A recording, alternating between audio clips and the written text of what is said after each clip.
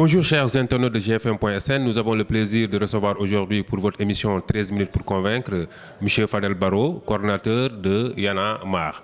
Le prétexte de cette invitation, c'est le retour de Kinshasa après avoir passé 72 heures en détention. Bonjour Fadel. Bonjour, mais 4 jours. Hein. 4 jours, voilà, il rectifie lui-même, 4 jours de détention. Alors Fadel, est-ce que vous pouvez rapidement revenir sur les circonstances de cette arrestation? Permettez-moi de profiter de cette tribune de GFM pour remercier tous les Sénégalais, remercier nos familles, remercier nos parents, remercier tous les Sénégalais qui étaient préoccupés et qui étaient inquiets parce que nous sommes détenus à l'étranger. Mais aussi remercier le chef de l'État, tout l'État du Sénégal qui a beaucoup fonctionné pour qu'on soit libéré et ramené au Sénégal. Nous avons été invités par le mouvement Filimbi, qui signifie siffler en langue swahili, pour essayer de participer à l'émergence d'une citoyenneté constructive chez les jeunes, à l'émergence d'une jeunesse émancipée qui essaie de prendre part au sujet de développement, au sujet de démocratie et de prendre pleinement leur destin en main. C'est dans ce cadre-là que nous avons été invités et nous avons répondu à cette invitation pour participer à différents ateliers dont de partage d'expérience, parce qu'il y avait les jeunes du ballet citoyen, il y avait la Lucha, il y avait aussi des jeunesses chrétiennes, il y avait d'autres organisations de la société civile et aussi des partis politiques, et on était tous là à participer à cet atelier-là. Et après, il y a eu une conférence de presse qui devait finir, et après la conférence de presse, il devait y avoir un concert pour boucler tout le programme. C'est donc après la conférence de presse que nous avons été arrêtés par la police militaire. Et nous avons été détenus tout de suite par au niveau de l'Agence nationale des renseignements.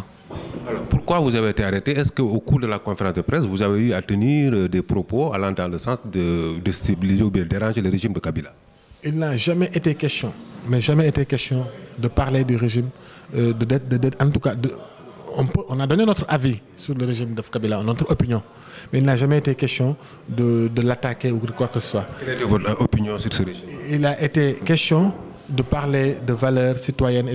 Je tiens à préciser que pendant la conférence de presse, nous avons dit et expliqué que nous ne sommes pas venus ici pour apporter la guerre. Au contraire, nous sommes venus pour siffler la fin de la guerre.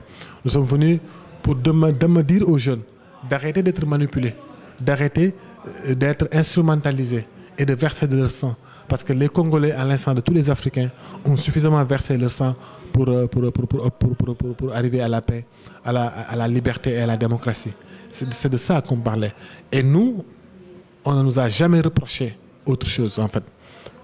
Maintenant, les détracteurs, les gens qui ont voulu nous présenter comme des monstres, les gens qui nous ont présentés comme des terroristes. Voilà, on vous a présenté comme des terroristes, ben alors. J'ai vu tout n'importe quoi. Parce que nous, à l'intérieur, on ne savait pas tout ça. Parce que moi, j'ai eu l'opportunité de parler directement avec l'administrateur général de l'Agence nationale des renseignements et je lui ai demandé qu'est-ce que vous nous reprochez, quelles sont les charges retenues contre nous. Il m'a dit rien. Il m'a dit rien. Donc, c'est dire, au moment où le ministre, porte-parole du gouvernement, était en train de dire que nous étions de dangereux terroristes et des commandos qui sont venus pour déstabiliser le régime, l'Agence nationale des renseignements nous disait qu'on ne vous reproche rien. Ça veut dire que peut-être que c'était une stratégie pour nous isoler. Une stratégie pour, en tout cas, qu'on ne sache pas de quoi il en était. Mais en tout cas, nous, ce qu'on nous a dit, et jusqu'à présent, on ne nous a pas apporté les preuves qu'on était des dangereux terroristes. Alors, tout à l'heure, lors de la conférence de presse, vous aviez révélé que dans vos bagages, ils ont trouvé un certain nombre de documents. On livre, voilà. Ouais, d'abord, ils ont pris les tenues de scène de Fou Malade. Parce que Fou Malade, c'est un rappeur qui appartient à un groupe qui s'appelle Bataillon Blindé. Et d'ailleurs, Bataillon Blindé, ils l'écrivent Ayon Blindé. Ayon, c'est-à-dire qu'on ne veut plus porter des haillons, on ne veut plus être pauvre. Et dans Bataillon Blindé monte sur scène, donc avec des traits militaires là, que tous les jeunes portent, beaucoup de jeunes portent à Dakar, et même au Congo. Donc ils ont confisqué, et ça c'est à la fin de la détention, qu'ils ont vérifié nos valises, ils ont pris les traits, donc les tenues de scène de Fou Malade. Après, ils ont pris aussi un livre que j'avais, parce que moi, souvent quand je voyage, c'est le moment aussi dans les avions de lire un petit bouquin. Donc j'étais en train de lire un livre écrit par un journaliste anglais qui nous explique l'État islamique. Comment on est arrivé à l'État islamique, c'est quoi le terrorisme international et quelle est la responsabilité de la CIA et des États-Unis dans toutes ces guerres-là. Donc, j'étais en train de lire ce livre-là, ils ont trouvé dans mes bagages, tout ce qui les a intéressés, c'était le terme djihadiste. Parce que le livre s'appelle Le Retour des djihadistes. Donc, ils ont pris le livre-là, ils l'ont confisqué. Mais ça, je ne le comprends pas. De la même manière qu'ils ont confisqué l'ordinateur d'Aliou Sané. Ils ont confisqué son ordinateur et mais voilà quoi. Revenons un peu sur vos conditions de détention. Honnêtement, les conditions de détention étaient très respectables.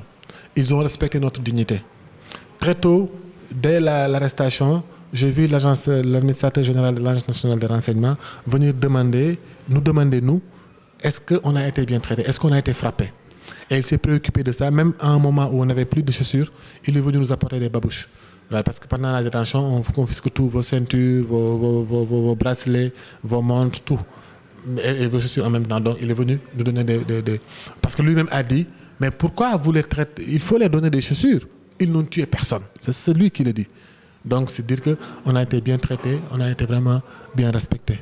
Certains Sénégalais ne comprennent pas, bon, presque peut-être ici politiquement vous avez réussi à contribuer de manière remarquable à l'alternance politique ici au Sénégal, mais que vous essayez d'exporter ce modèle dans d'autres pays, voilà, ils ne comprennent pas. Qu'est-ce que vous répondez à ces gens? Non, on n'est pas des prétentieux qui pensons détenir la bonne parole. Nous ne sommes pas des évangélistes, nous ne sommes pas des gens qui disent que oui, c'est nous qui savons comment il faut faire et il faut aller le vilipender partout dans le monde, tels que des prophètes. Non, nous ne sommes pas ça. Nous sommes juste des gens qui rêvons d'une autre Afrique. Et à chaque fois qu'on nous appelle, qu'on nous invite pour venir partager notre expérience et apprendre d'autres expériences, nous partons le faire. C'est de ça qu'il s'agit. Nous, on n'est pas partis. Les Congolais, prenons l'exemple du Congo. Il y a eu des événements là-bas. Les jeunes se sont mobilisés contre la modification de la Constitution. Il y a eu plus de 45 morts. C'était avant Y'en a marre, on n'était pas là. Y'en a marre n'était pas là-bas. Donc, ils ne nous ont pas attendus pour se mobiliser. Nous sommes partis apprendre de leur expérience. Foumanad l'a dit tout à l'heure. Le Congo a aussi une expérience de résistance. C'est le pays de Lumumba, ne l'oublions pas. Donc, nous sommes partis apprendre et voir comment cela est en train de se désintégrer et comment le renforcer. Mais tout dans le partage, dans l'échange. Voilà. Maintenant, on ne peut empêcher à personne de s'inspirer d'une expérience. On ne peut pas empêcher aux balais citoyens de dire que nous nous sommes inspirés de Y'en a marre. On ne peut pas empêcher non plus aux jeunes de Filimbi de dire que nous nous sommes inspirés de tel, nous nous sommes inspirés de tel.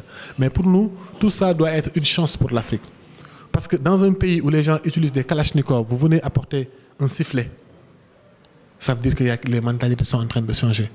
Maintenant, si ça doit faire le tour de l'Afrique pour que les armes se taisent et que la parole prenne le dessus, que les armes se taisent, que les gens dialoguent, que les gens discutent, que les jeunes développent des stratégies intelligentes pour ne pas être manipulés, pour ne pas être instrumentalisés, je pense que ça, c'est une bonne chose. Il a été question de financement de votre voyage. Certains disent que c'est les Américains qui sont derrière ça. Vrai ou faux? C'est pas vrai. Ce n'est pas vrai. Et c'est vraiment dommage que certains ne puissent pas comprendre qu'en Afrique, il y a des jeunes qui se prennent en charge. Qu'il y a des jeunes qui essaient parfois avec des moyens dérisoires d'essayer de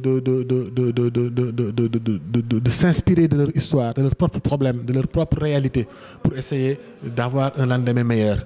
Parce que tous ces gens-là qui pensent que forcément on est manipulé par quelqu'un, parce qu'eux-mêmes, peut-être c'est des complexés post-coloniaux, qui ne pensent pas que l'Africain est capable de s'organiser, de proposer un projet et de se battre pour ce projet-là, et de se battre pour des valeurs et des principes. Ce qui s'est passé, la réalité, c'est quoi? C'est que les jeunes de Filimbi, du Congo, Kinshasa, qui ont organisé la manifestation, ont cherché plusieurs partenaires. Et parmi leurs partenaires, il y avait l'USAID. Et les Américains ont assumé ça. Ils ont dit que l'USAID a contribué à cet événement-là. Et après, ils ont dit, mais d'abord, c'est de leur propre cotisation. Je remarque que Sylvain Selouseke, qui coordonne le mouvement Filimbi, est venu à Dakar à plusieurs reprises par ses propres moyens. Parce que ce n'est pas un jeune délinquant ou quoi que ce soit, c'est un jeune qui a une grande structure, qui travaille entre l'Afrique du Sud, le Congo et même le Sénégal. Il vient souvent ici au Sénégal pour ses propres business. Et c'est entre ça, c'est en utilisant ça qu'ils venaient nous voir, nous rencontrer, échanger. Ce n'est pas des délinquants, c'est des gens qui ont les moyens de ce qu'ils font et qui ont cherché des partenaires. Et maintenant, c'est Filimbi qui a été dans leur fundraising. Ils ont eu plusieurs partenaires dans l'USAID.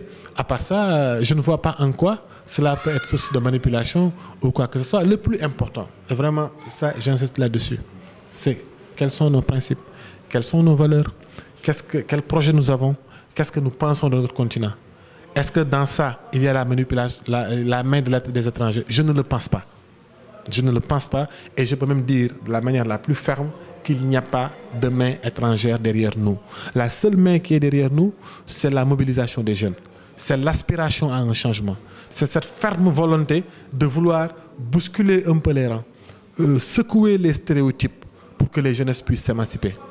Alors, est-ce que vous avez les nouvelles des autres de Balai Citoyen, de Filimbi qui avaient été arrêtés, je suppose, en même temps que vous? Le jeune de Balai Citoyen qui a été arrêté, je viens de raccrocher avec lui au téléphone. Il est bien arrivé chez lui. D'ailleurs, il tient une conférence de presse aujourd'hui à partir de 16h, ce 20 mars. Et donc, lui, il a été relâché en même temps que nous. Mais nous nous préoccupons beaucoup la situation des autres jeunes Congolais, à travers Freddy, qui est de la Lucha, à travers Sylvain Selouseke, qui est de Filimbi, mais les autres jeunes de Eloko Makassi, et aussi de tous ces jeunes-là qui étaient venus pour participer aux ateliers et qui ont été arrêtés. Parce que nous ne connaissons pas les conditions de détention et nous nous préoccupons beaucoup pour leur santé et pour leur dignité. Aujourd'hui, vous êtes déclaré persona non grata au Congo. Est-ce que vous n'essayez pas de prendre des mesures pour lever cette interdiction? Voilà. Non, mais vous savez, s'ils ne nous avaient pas donné le visa, on ne serait jamais allé au Congo. Nous avons demandé un visa en bonne et due forme. Maintenant, eux, ils sont revenus sur tout ça, le gouvernement congolais, en nous déclarant persona non grata. Bon, j'espère qu'ils reviendront à la raison. Ils comprendront que tout ce que nous faisons, c'est pour l'émancipation de la jeunesse. Et qu'ils ne vont pas s'ériger en filtre. Ils ne vont pas s'ériger, ils ne vont pas donner l'impression d'arrêter cette émancipation de la jeunesse. C'est mon fort sentiment.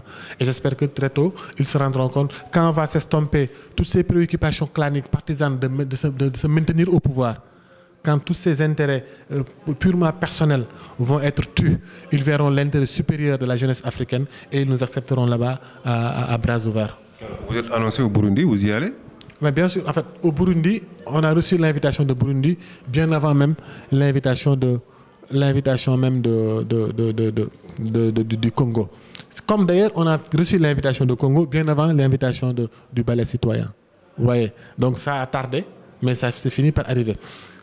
Mais le plus important, c'est qu'on est invité au Burundi pour venir partager des expériences, pour venir apprendre aussi de l'expérience des Burundais. Et j'espère que si nous avons le visa, si les autorités seront saisies, s'ils estiment qu'il n'y a pas de danger, qu'on y aille, on y va. Parce que nous ne cherchons pas à venir provoquer les gens ou à aller se faire arrêter ou à être massacrés. Non, nous ne sommes pas des suicidaires. Merci Fadel. Nous rappelons aux internautes que nous recevions aujourd'hui Fadel Barro, coordinateur de Y'en a marre, pour votre émission 13 minutes pour convaincre. Rendez-vous la semaine prochaine. Merci.